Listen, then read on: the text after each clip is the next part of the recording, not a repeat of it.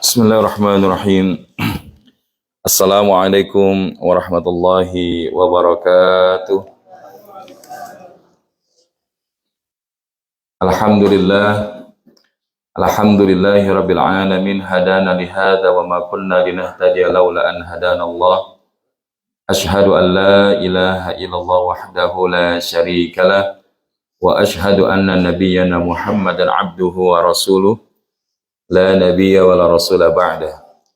Allahumma salli ala Sayyidina Muhammad ibn Abdullah wa ala alihi wa ashabihi wa man tabi'ahum bi ihsanin ila yaumil qiyamah. Amma ba'd, subhanaka la ilma lana illa ma 'allamtana innaka antal alimul hakim wa la haula wa la quwata illa billahil aliyil azim. Fadilatul qaramun, Bapak Ibu jamaah salat Isya wa Tarawih Masjid At-Tahir yang insyaallah diberkahi dan dirahmati Allah Subhanahu wa taala. Bagaimana kabarnya malam hari ini? Masih tetap semangat? Ya, tetap kita harus saling menyemangati. Karena apa? Karena kita memang di satu sisi sudah tercium aroma-aroma hilal lebaran.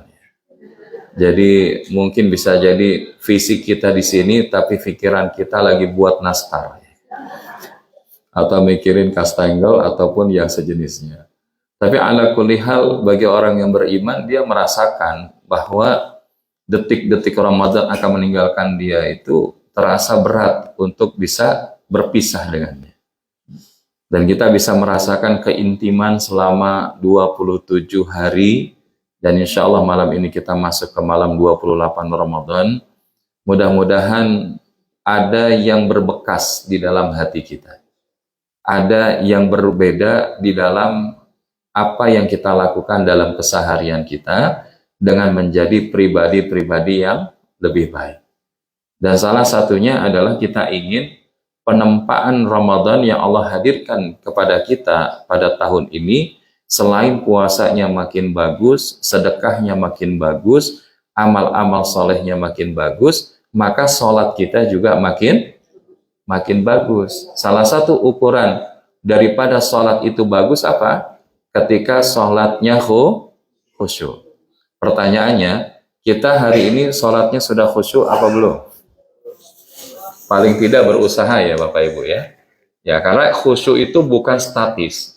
Khusyuk itu adalah kondisi yang akan terus bergerak dinamis. Jadi kalau hari ini kita khusyuk, besok harusnya lebih khusyuk lagi, gitu ya. Jadi bukan khusyuk itu sifatnya statis, diam saja di satu titik, tidak. Tapi dia akan bergerak terus, increasing. Jadi semakin harinya semakin bagus, semakin harinya semakin baik. Dan ukuran khusyuk itu adalah yang ideal. Yang paling bawah adalah kita terhadirkan rasa di dalam sholat, kemudian fikihnya bagus, kaifiatnya juga sempurna. Itulah yang akan menghadirkan khusyuk di dalam sholat kita. Tapi supaya kita kemudian tidak terlalu lebar dalam memahami dan memandang khusyuk itu seperti apa, maka kalau kita lihat secara definisi, kata khusyuk ini masdar dari kata khasya'a yakhsya'u khusyu'an, yang artinya tunduk, rendah, dan takut.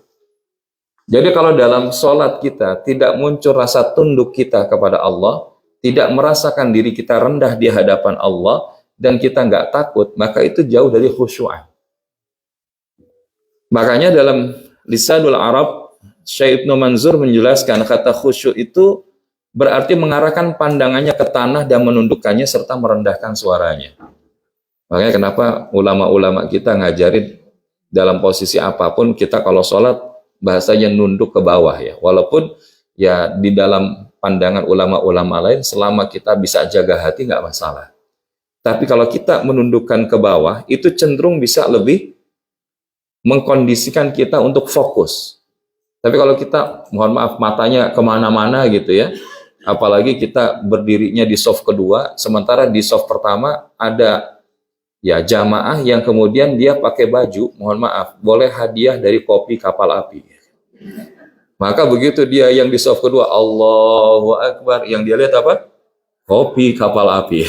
Kira-kira kepikir sholat apa kepikiran minum kopi? Makanya kenapa kita dianjurkan bagaimana datang ke masjid dengan pakaian yang baik. Setidaknya apa? Selain menutupi aurat adalah juga tidak menimbulkan interpretasi yang di luar mengingatkan kita kepada Allah. Makanya di antara warna-warna yang Rasulullah suka itu warna abiyat, warna putih, warna hijau, itu di antara yang disukai oleh Rasulullah. Warna hitam juga ada beberapa di antaranya. Karena apa? Karena itu akan lebih mengkondisikan. Tapi kalau kita terlalu bervariasi, nah itu tadi yang dikhawatirkan mungkin kitanya enggak, tapi yang di belakang kita yang berinterpretasi macam-macam. Ya. Makanya penting kita menundukkan arah pandangan kita ke bawah. Sedangkan Ibnu Faris berpendapat bahwa khusyuk itu artinya tenang. Sholat itu tenang. Kalau kita sholatnya nggak tenang, nah ini jadi salah satu tanda kita kurang khusyuk. Sedangkan Muhammad Shalih Al-Munjid mengatakan bahwa khusyuk itu diam, ketenangan, kerendahan diri yang membawa kepada rasa takut kepada Allah dan perasaan selalu diawasi. Nah ini menarik. Kalau kita bahasanya diawasi, ya kita kerja nih, diawasi sama CCTV atau diawasi sama atasan kita, dengan yang tidak ada CCTV dan tidak diawasi oleh atasan kita, kira-kira kerjanya lebih terasa yang mana? Yang diawasi atau nggak diawasin? Diawasin. Apalagi ketika kita ibadah.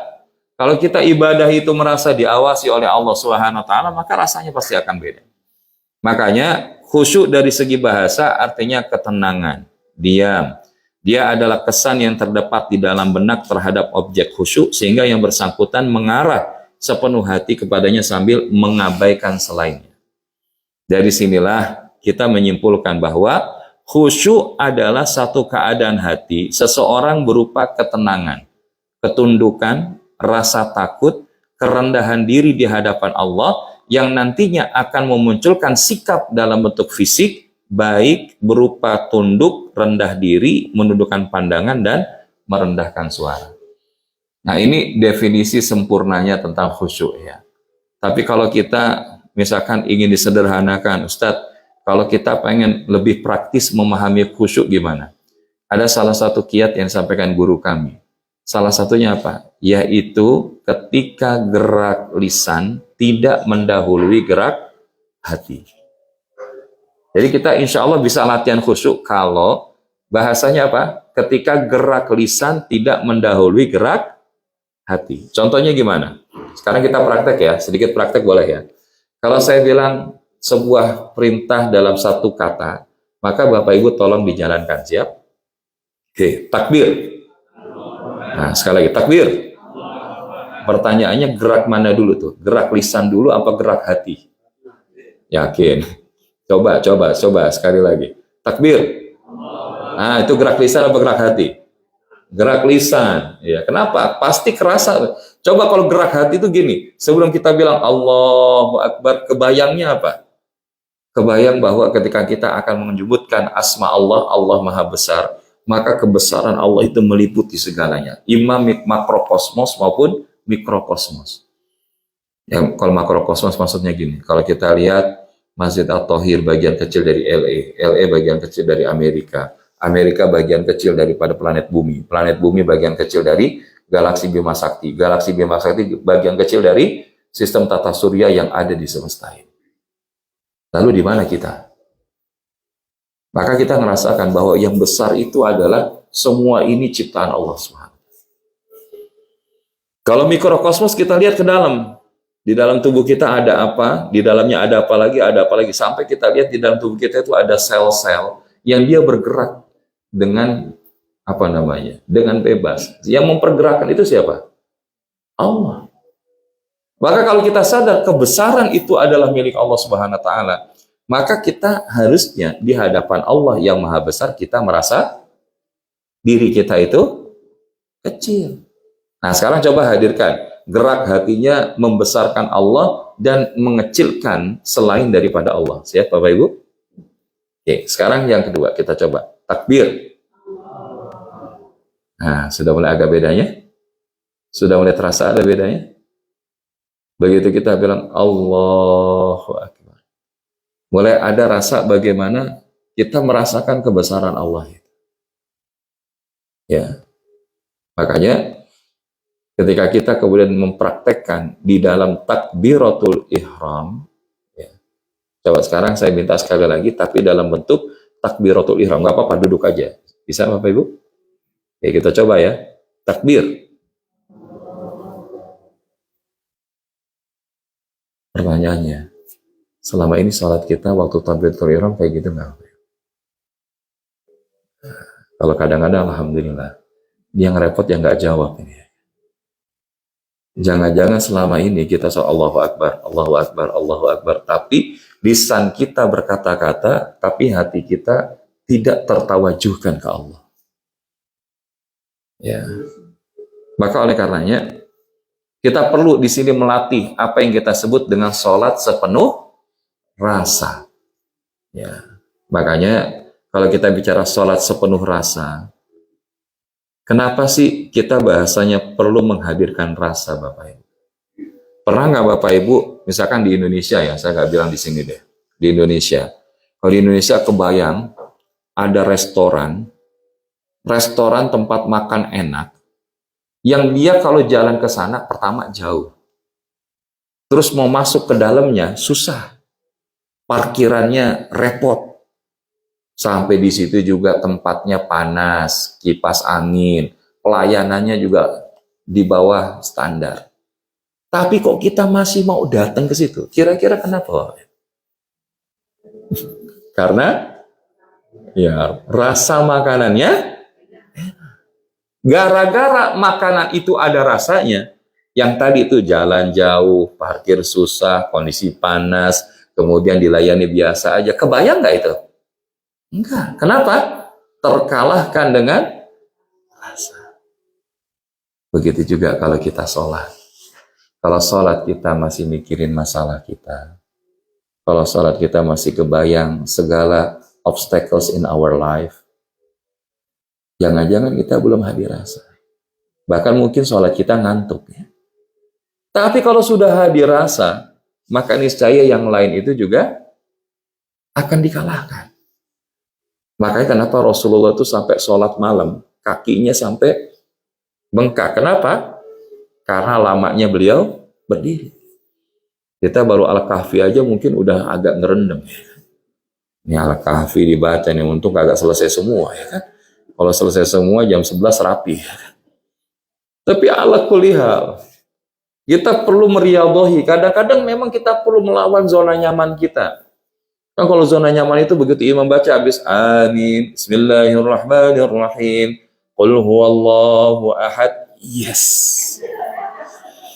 Ini imam favorit ya. Ya memang itu kita bilang sama Syauqi di sini kalau bisa jangan baca juz amma. Biar bacanya juz yang selain juz amma. Kenapa? Biar kita sosialisasi dengan Quran. Ya, jangan sampai kemudian kita tahu Quran itu cuma juz amma. Padahal ada 30 juz, ada 6.236 ayat, ada 114 surat. Tapi ala kulli hal, ketika kita belajar sholat sepenuh rasa, maka bukan nggak mungkin pada akhirnya ketika kita hadir rasa di dalam sholat, merasa nikmat dan ingin berlama-lama. Ya kan kayak seorang orang tua ya, ketika dia capek bekerja, pas pulang ketemu anaknya, terus anaknya bilang, "Dedi, mami." Kira-kira pas sudah gitu, kita pengen ngobrol bercanda sama anak itu sebentar apa lama-lama? Capeknya hilang apa enggak? Harusnya sholat lebih dari itu. Justru makanya kenapa Rasulullah bilang, istirahatkan kami wahai Bilal. Maksudnya apa? Istirahatkan dengan sholat. Dan bahkan sholat sepenuh rasa itu merasakan rindu sejuk bahagia saat mengerjakannya. Nah, kalau kita bahasanya nggak hadir suasana itu, jangan-jangan itu tadi sholat kita belum hadir rasa di situ. Bahkan merasa tentram sebanyak apapun masalah yang menimpa. Dan kalau ini yang kita lakukan, biiznillah inilah yang kita sebut sholat sepenuh cinta. Kalau sudah sholat sepenuh cinta, Masya Allah. Ini mudah-mudahan yang kita bawa asar dari Ramadan, itu adalah sholat kita makin bagus. Kita selama 29 malam insya Allah atau 30 malam, itu kan nggak pernah tinggal sholat tarawih, betul nggak? Maka selepas Ramadan, pertanyaannya kita tinggalin apa nggak tuh sholat malam? Jangan. Karena ciri orang yang berhasil Ramadannya, justru dia akan terpantulkan yang biasa dilakukan di Ramadan, itu dilakukan di luar Ramadan. Nah, cuman gimana Ustadz fondasi sholat agar bisa kita sholat sepenuh rasa? Karena ibaratnya bangunan tinggi, tapi kalau bahasanya itu fondasinya pendek, nggak menjejak, kira-kira kuat nggak bangunannya berdiri? Nah, maka begitu juga. Kalau kita bahasanya ingin sholat sepenuh rasa itu gimana? Yang pertama adalah awali dengan istilahnya yang punya diri kita ini siapa Bapak Ibu? Allah. Maka segala apapun kita minta kepada Allah. Maka sebelum kita mulai sholat tuh kita minta sama Allah. Kalau bahasa kita me time. Me time. Kan kemarin kita sudah singgung air di tengah masjid kita bocor. Setelah dilihat ternyata adalah gentengnya bocor. Selama ini kita perbaiki jangan-jangan sholat kita sholat, tapi sebetulnya yang menjadi masalah adalah bocornya hubungan kita dengan Allah SWT. Maka kita minta sama Allah. Dan yang kedua, sholatlah seakan-akan ini adalah sholat terakhir yang kita lakukan. Kan seseorang kalau misalkan divonis medis bilang, Pak, Bu, ini lihat rekam medisnya nggak lebih dari 5 hari. Itu kira-kira sholatnya semangat nggak? Nangis nggak? Ngambil wudhu nangis nggak? Tapi begitu setelah 5 hari ternyata nggak wafat, kira-kira gimana? Nah, itulah manusia. Maka kadang kita perlu hadirkan itu, ya kita hadirkan karena kita nggak bisa menjamin besok kita masih sholat. Tadi ngobrol sama Amu Farhat, ya. Ya, semoga Allah yarham orang-orang yang kita cintai termasuk salah satunya almarhum ya Bapak Haji Dono ya. Paginya masih ngobrol-ngobrol, siangnya sudah. Maka kita nggak bisa jamin Bapak Ibu. Tadi ngobrol sama Kang Tisna, ada juga saudara kita yang sudah kondisinya mungkin sudah antara hidup dan wafat. Tapi ternyata beliaunya hidup, mayanya hidup malah wafat. Kan yang kayak gini berarti apa? Kematian itu selalu jadi misteri.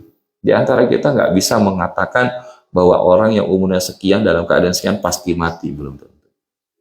Tapi semua yang hidup pasti mati, itu sunatullah. Maka oleh karenanya, kalau kita ngerasa sholat kita adalah itu sholat yang terakhir, pasti itu akan beda. Dan yang ketiga, kita yakini Allah memanggil kita untuk menyelesaikan hajat dan masalah kita. Makanya kalau kita bahasanya di dalam sholat itu kemudian terdistrak, itu karena lagi ada selain Allah yang kita hadirkan di dalam pikiran dan hati kita. Ya. Dan salah satu kuncinya apa? Titipin sama Allah. Ya Allah, saya punya masalah ini, terserah Engkau ya Allah. Lepasin dulu baju masalah kita, titipin sama Allah. Supaya kita betul-betul fokus saat menghadap Allah SWT. Nah hanya saja kadang-kadang kan kita, kalaupun sudah, tapi kenapa Pak Ustadz ya masih kerasa susah nih. Masih kerasa nggak bisa hadir rasa di dalam sholat saya. Walaupun imamnya udah bacanya enak gitu ya, tapi kok nggak bisa tersentuh. Nah, jangan-jangan ingat analogi ini Bapak Ibu. Masih ingat ini analogi apa? Bukan kasur ya. Ya saya pengen bilang AC-nya ya. Masih ingat kemarin AC-nya itu keren, mahal. Berkatakan PK-nya paling besar. Tapi kenapa nggak dingin? Masih ingat? Nah, pertama kemarin apa? Ya, karena kotor, banyak debu. Terus yang kedua, pintu jendelanya terbuka. Yang ketiga, ya salah pakai remote-nya, nggak tahu ilmunya. Nah, begitu juga. Kayak orang kalau sholat, kemudian bahasa terhalang rasa. Yang pertama, karena dalam hatinya itu ada kotoran-kotoran dosa. Yang belum dia taubati, yang belum dia minta ampunannya kepada Allah. Maka orang kalau bahasanya itu, kok Ustaz, saya susah banget kok sholat itu biar kerasa enak gitu. Yang paling sederhana sudah, minta ampun aja dulu sama Allah. Minta ampun sama Allah. Karena apa? Yang bisa mengampuni kita adalah Allah SWT. Yang kedua apa? Ada tadi pintu jendela terbuka. Maksudnya apa? Di dalam pikiran kita, di dalam hati kita ada harapan selain daripada Allah. Bahasanya pikirannya lagi traveling. Ya. Pas lagi dia bilang Allahu Akbar. Bayang tadi tas coach itu diskon 60%, tambah 20%, kenapa nggak jadi ngambil? Pernah nggak kayak gitu Bapak Ibu? Pernah apa sering masalahnya? Berarti apa? Pikiran kita dibiarin traveling. Travelingnya itu jangan pas sholat. Tapi memang, apalagi di bulan Ramadan, ada setan yang sengaja memang itu bahasanya dialokasikan sama Allah itu untuk godain orang sholat. Maka efek traveling pikiran waktu sholat itu yang paling sederhana apa Bapak Ibu? Lupa rokaat. Pernah ngalamin lupa rokaat? Pernah apa sering? Masalah lagi ini ya kan? Makanya kenapa kita dianjurkan berjamaah? Kalau berjamaah ada yang keliru bisa diingetin, ya kan? Tapi kalau sendiri, wah itu bahaya tuh Bapak Ibu. Pas begitu dia, ini rokaat 2 atau rokaat 3 ya. Pas begitu dia sholat, kayaknya ini 2 apa 3. Itu setan Masya Allah luar biasa. Betul nggak? Bahkan bisa-bisa begitu Assalamualaikum, dia wudhu lagi, sholat lagi ya kan. Kenapa? Karena nggak yakin. Makanya tinggalkan segala yang meragukan. Kalau kita misalkan, wah ini 2 apa 3 ya, ambil yang paling kecil. Setelah itu sudah, jangan biarkan pikiran kita kemana-mana lagi. Karena kalau enggak, wah itu pikiran makin kemana-mana. Dan yang ketiga adalah karena dia tidak punya ilmunya. Maka apa kunci dasar agar kemudian kita bisa menghadirkan rasa? Kata kuncinya adalah just focus on Allah. Jadi kita sholat itu kan bahasanya apa? Inna sholati wa nusuki wa mahyaya wa mamati lillahi rabbil alamin. Sesungguhnya salatku, ibadahku, hidupku, matiku hanyalah untuk Allah Rabbul Alamin. Maka lalu gimana agar salat kita bisa khusyuk Bapak Ibu? Ya, karena waktu kita singkat, ini sedianya ini baru pengantar ya. Yang biasanya kita satu materi ini kurang lebih 8-10 jam. Tapi kita ambil langsung ke sini, yaitu apa yang diajarkan oleh Imam Al-Ghazali rahimahullah. Pengen nggak sholat kita khusyuk Bapak Ibu? Coba-coba, yang pengen sholatnya khusyuk angkat tangan bilang saya. Masya Allah, udah tahu langsung udah angkat tangan ya. Nah, kiat sholat khusyuk dan ini dalam kitab Ihya Ulumuddin ada 6 langkah. Mudah-mudahan bisa selesai 10 menit. Ya. Yang pertama apa? Kata Imam Al-Ghazali rahimahullah, hudurul qalb. Apa Bapak Ibu? Hudurul qalb. Menghadirkan hati. Dan makanya menghadirkan hati itu mulainya dari mana? Dari wudhu Bapak Ibu. Dari wudhu. Makanya kalau kita wudhu asal-asalan, masih bercanda, nggak fokus, maka itu biasanya ngefek di dalam sholatnya. Pernah seorang ulama itu ditegur sama murid-muridnya, Syekh, kenapa kalau Syekh sudah selesai berwudu itu wajahnya pucat? Maka kata dia, kenapa saya nggak pucat? Karena saya akan bertemu dengan Rabb yang menciptakan saya. Kita kadang-kadang lagi wudu masih ngomongin, semalam Lakers menang berapa lawan Chicago Bulls? Kita kadang-kadang lagi wudu masih ngomongin hal-hal selain yang kita tujukan kepada Allah. Makanya starting hudurul qalb itu mulai dari wudu. Maka saking pentingnya masalah wudu ini sampai ada orang yang bahkan sampai overhand juga gitu ya. Ya sampai ngulang-ngulang apa namanya? Cuci tangan itu sampai beberapa menit bolak-balik bismillah, bismillah. Itu ada tuh. Karena apa? Was-was. Nah, harus kita awali dengan ta'awudz ya. Ya, minimal kita ta'awudz, a'udzubillahi minasyaitan. Termasuk kalau kita masuk ke pasar, ke mall harus ta'awudz. Ya. Kalau enggak itu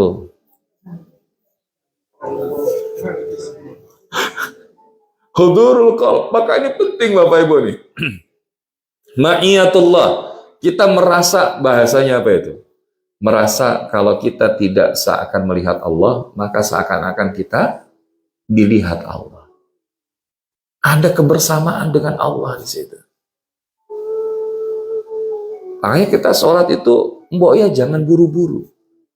Sampai dibilang, tahukah kalian, kata Nabi, siapa para pencuri sholat? Yaitu orang yang ketika sholat, rukuknya nggak tumak ninah, sujudnya nggak tumak ninah, i'tidalnya nggak tumak ninah. Tumak ninah itu apa? Tenang. Allahu Akbar. Sami'allahu liman hamidah. Allahu Akbar. Enggak buru-buru. Buru-buru mau kemana? Ini kita sebut hudurul qalb. Menghadirkan hati. Makanya kalau kita hari ini, ya kita pengen ya, maka nanti insya Allah, ya kita coba rasain deh sama-sama pas sholat witir ya. Kita bareng-bareng sholat witir. Tapi kita hadirkan hati. Sometimes, ya memang kita perlu mendengarkan banyak bacaan Quran. Tapi kadang ada ayat-ayat Quran. Ya kalau Nabi itu mencontohkan gini, kalau ayatnya berbicara tentang ancaman neraka, itu bahasanya kayak air bergolak. Kalau bahasanya air bergolak di atas panci, itu dada Rasulullah bergemuruh, suaranya itu bergetar. Tapi kalau sudah bicara tentang ayat-ayat surga, itu seakan-akan kita dibawa, para sahabat mengatakan, dibawa ke taman yang begitu indah. Makanya kenapa kita membaca Quran itu, kalau bahasa orang Indonesia itu, jangan lempeng-lempeng aja. Zayyinul Qur'ana bi aswatikum. Hiasilah Al-Quran itu dengan suaramu. Walaupun tentu mengambil nazamnya, nazam yang di mana? Nazam di mana Al-Quran diturunkan. Imam-imam Timur Tengah, ya, yang ada di Haramain, yang ada di Mekah, yang ada di Madinah, yang ada di Mesir. Maka Masya Allah, itu indah. Dan beda, baca Quran dengan dihiasi dengan suara dengan yang tidak. Itu zu'nya beda. Betul nggak Bapak Ibu?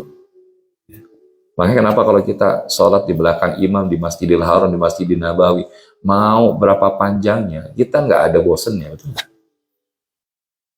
Dan ini tantangan buat kita. Hudurul qalb. Mulai dari sini. Nah kalau sudah, yang kedua apa? At-tafahum. Lima'nal kalim. Dia faham apa yang dia baca pada saat sholat. Ya. Mari kita singgung. Banyak di antara kita pada saat baca doa duduk di antara dua sujud. Itu hafal sih hafal, tapi nggak semuanya paham, betul nggak? Ketika disebutkan wajib burni, nggak semuanya bisa paham. Apa Bapak Ibu wajib burni? Wah ini udah baca kemarin ya kan? Ya udah tahu kisi-kisinya. Tapi biasa kalau baru pertama kali diingetin lagi tentang ini, banyak orang yang nggak tahu. Kalau gitu tambahin kisi yang kedua. Apa artinya at-tahiyatul mubarakatuh sholawatu thayyibatu lillah? Apa artinya Bapak Ibu? Kita itu sholat sudah berapa tahun? Sudah berapa puluh tahun? Maka kalau kemarin ngobrol sama Ustaz Said, ada saudara kita yang baru masuk Muslim, convert. Maafi muskilah. Dia cuma baca subhanallah walhamdulillah wala ilaha illallah nggak apa-apa. Tapi kalau udah berbelas tahun, itu namanya apa-apa. Paham Bapak Ibu? Ya kan kita tuh dari kecil ya Allah. Waktu di Indonesia sama abi umi kita udah diajarin. Ya tapi insya Allah, kalau di sini alhamdulillah, yang sudah kemudian dengan izin Allah mendapatkan hidayah, terus pengen memperbaiki diri, terus pengen bisa baca Quran, terus pengen paham sholat, insya Allah Allah nilai prosesnya. Karena tugas kita bukan sampai di hasil akhir. Tugas kita adalah berproses untuk mendapatkan hasil akhir. Maka begitu juga sholat. Jangan pernah bahasanya kasih kendor. Belajar ilmu-ilmu syar'i, ilmu-ilmu fikih. Kalau kita malu di sini, lebih baik kita malu di sini daripada malu di hadapan Allah nanti. Makanya insya Allah mudah-mudahan yang hadir di sini Allah jagain menjadi min ahli sholat. Siapapun dia mau belajar. Yang penting dia mau belajar. At-tafahum, memahami dan menghayati sholat. Jadi kalau waktunya nggak cukup ya, bahkan kita memahami tentang bagaimana menemukan rasa dalam syarat sah sholat, menemukan rasa di dalam rukun-rukun sholat, rukun qalbi, rukun qauli, rukun fi'li. Misalkan kita kalau ruku nih Bapak Ibu, saya pengen izin. Kalau ruku, pada saat kita ruku, apa yang Bapak Ibu pahami pada saat kita ruku? Apa yang Bapak Ibu pahami? Karena setiap gerakan sholat itu nggak mungkin nggak ada maknanya. Kira-kira apa? Saya pengen tanya. Ya kalau kita lihat orang Jepang kan biasanya apa? Nah, menunduk kan? Menunduk itu sebagai bukti apa? Hormat. Tapi kalau kita lebih dari sekedar menunduk, tapi apa? Ruku. Dan nggak ada di dalam Islam itu kita ruku sujud kecuali hanya pada Allah. Nah, saya pengen tanya, pada saat kita ruku, apa pemaknaan yang hadir pada saat kita ruku? Nah, cakep tuh jawabannya tuh.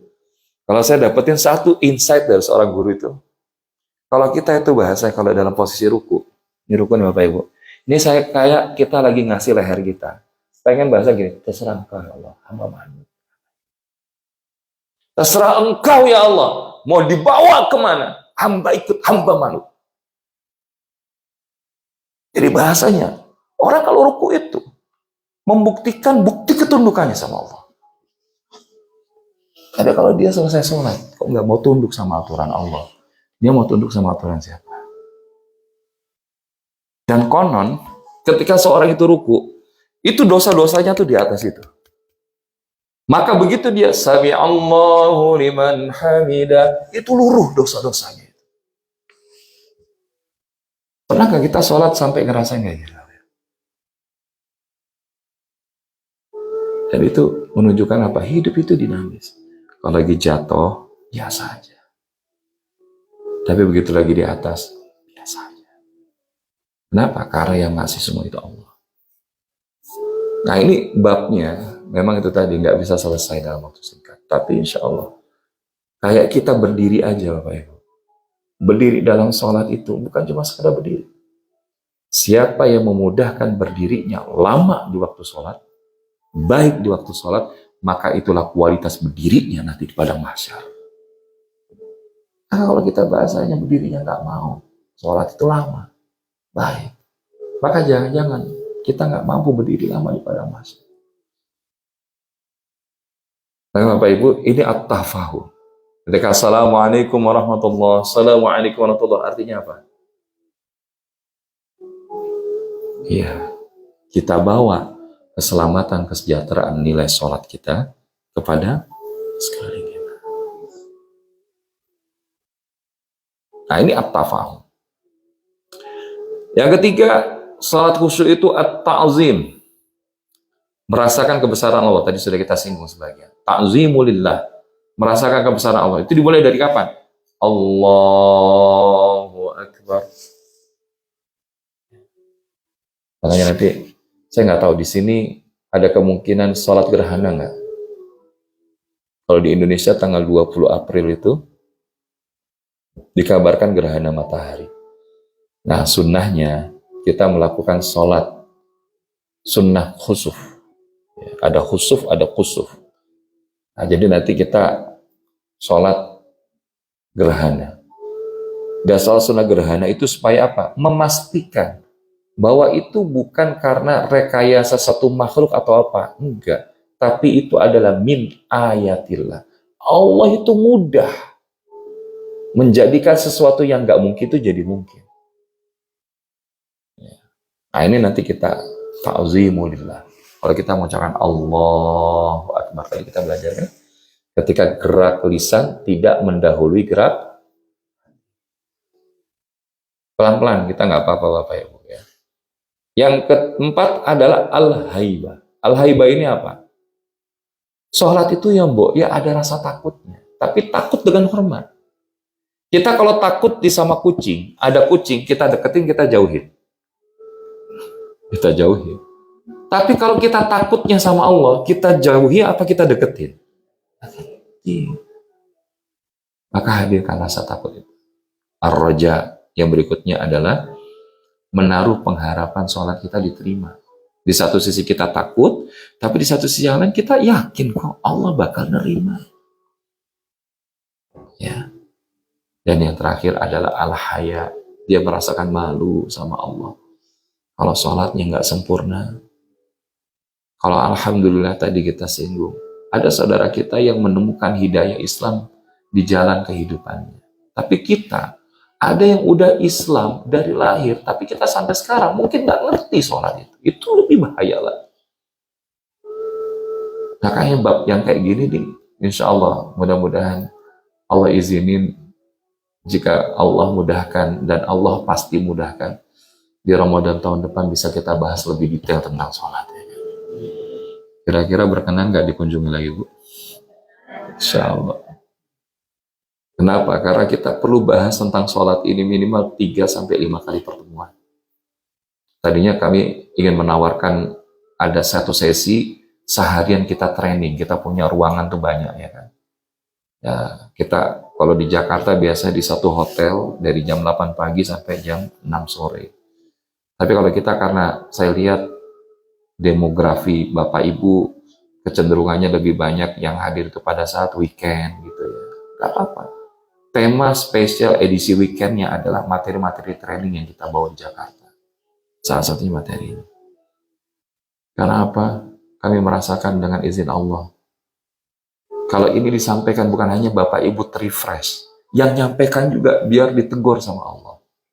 Kalau bahasanya gini, Zul, apa yang kamu katakan dan apa yang kamu kerjakan. Jadi supaya apa? Kitanya juga terus menghadirkan hiu-hiu kecil untuk kemudian ngejagain apa yang kita sampaikan. Karena Allah bilang kabura maqatan indallahi an taqulu ma la taf'alun. Kemurkaan yang besar dari Allah, orang yang mengatakan tapi tidak mengerjakan. Maka Bapak Ibu, bismillah, insyaallah ini 6 kiat khusyuk dari Imam Al-Ghazali. Mudah-mudahan kita bisa praktekkan bersama. Amin ya rabbal alamin. Maka mohonlah ampun kepada Allah, karena Allah selalu menantimu dengan penuh cinta. Sepertiga malam terakhir Allah merendahkan arasnya di atas langit dunia. Siapa yang minta kepadaku akan aku penuhi.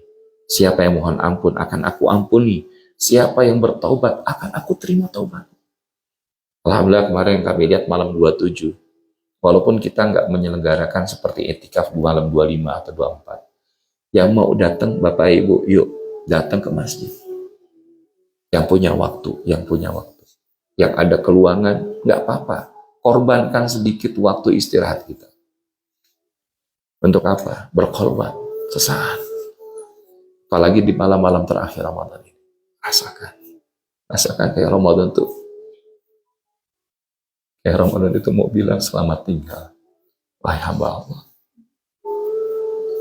Saya nggak tahu ya. Bahkan ketika kita berapa hari ini ngerasa ya Allah. Bacaan Quran kita belum sempurna, maka tadi pas begitu bisa khatmil Quran, alhamdulillah. Tapi mungkin ada di antara kita yang nggak sampai khatmil Quran. Sholat kita, ngikutin kajian juga kadang-kadang terbatas. Tapi Allah maha baik.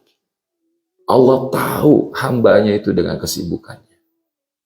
Maka insya Allah, satu doa kita pengen baca bareng-bareng aja. Boleh Bapak Ibu? Boleh ya? Yuk, kita baca doa ini. Mudah-mudahan Allah jagain kita semua dan kita bisa dihadirkan oleh Allah SWT menjadi bagian min ahli sholat yang tergolong khashi'in, para orang yang khusyuk di dalam salat. Bismillahirrahmanirrahim. Allahumma inni a'udzubika min ilmin la yanfa'. Ya Allah, hamba berlindung kepadamu daripada ilmu yang tidak bermanfaat. Wa min qalbin la yakhsha', dari hati yang gak bisa khusyuk. Wa min nafsin la tashba', daripada jiwa yang gak pernah puas. Wa min amalin la yurfa', daripada amal yang tidak diterima. Wa min du'ain la yusma', dan daripada doa yang tidak engkau dengar, ya Allah. Walhamdulillahi rabbil alamin. Mudah-mudahan ini doa perlindungan Bapak Ibu. Kalau Nabi saja masih minta perlindungan, apalagi kita. Mudah-mudahan Allah izinin besok malam pertemuan kita di malam yang terakhir di Ramadan, kita ingin bahas winning spirit after Ramadan. Bagaimana kita punya semangat kemenangan di akhir Ramadan. Gimana kita jagain Ramadan untuk kita bawa di luar Ramadan. Insya Allah itu akan kita bahas di pertemuan akhir besok. Semoga Allah izinkan dan Allah mudahkan. Dan kita akhiri dengan subhanakallahumma wa bihamdika asyhadu an la ilaha illa anta astaghfiruka wa atubu ilaik. Wal afwa minkum. Assalamualaikum warahmatullahi wabarakatuh. Oh, mau nanya? Silakan. Waalaikumsalam warahmatullahi wabarakatuh.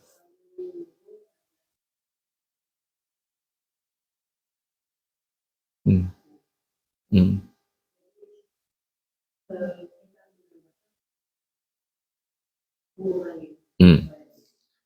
Bismillahirrahmanirrahim.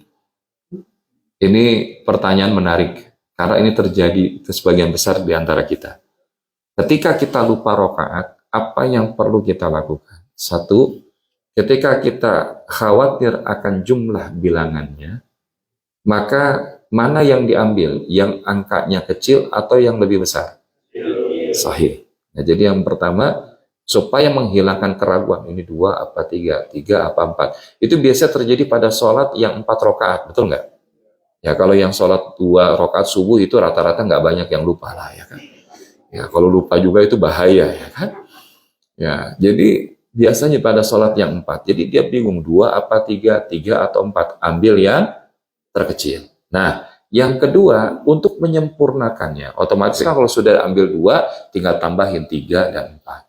Untuk menyempurnakan khilafnya kita, ya, maka kita melakukan apa yang kita sebut dengan sujud syahwi. Mau dilakukan kapan? Boleh. Mau dilakukan setelah fil alamina innaka hamidum majid, Allahu Akbar. Sujud, kemudian Allahu Akbar, Assalamualaikum, Assalamualaikum. Atau setelah Assalamualaikum, Assalamualaikum, Allahu Akbar. Kemudian selesai Allahu Akbar, Assalamualaikum, Assalamualaikum. Nah, jadi subhanallah man la yanamu wa la yashu. Itu kan perlu dibaca, ya. Ya, maha suci engkau ya Allah yang tidak pernah tidur dan nggak pernah lupa. Jadi bahasanya kita ngakuin kita itu ada kekurangan sama Allah. Sudah. Setelah itu jangan biarkan keraguan itu mengisi hati kita. Kalau nggak apa tuh? Itu akan ditiup tuh. Ditiupnya apa? Udah ambil wudhu lagi, sholat lagi. Dan terus begitu. Nah, itu yang menimbulkan was-was. Maka sudah. Maka kunci dengan apa? Kalau kita sudah selesai yang wajib, lakukan yang sunnah. Ya, tambahkan dengan yang sunnah. Kenapa? Yang sunnah akan menambal kekurangan daripada yang wallahu a'lam. Mudah-mudahan bisa menjawab. Oke, cukup jelas? Ya, tapi Bu Haji mungkin insya Allah biar enak kalau di rumah, biar tahajudnya bareng sama suami. insya Allah. Itu nggak bakal lupa ya rokaatnya ya.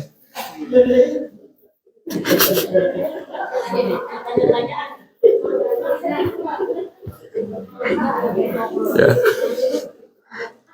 Siap. Ada lagi? Cukup? Oke, karena kita biar tutup dengan witir ya. Insya Allah kita witir 3 rakaat. Mudah-mudahan Allah terima amal ibadah kita malam hari ini. Assalamualaikum warahmatullahi wabarakatuh.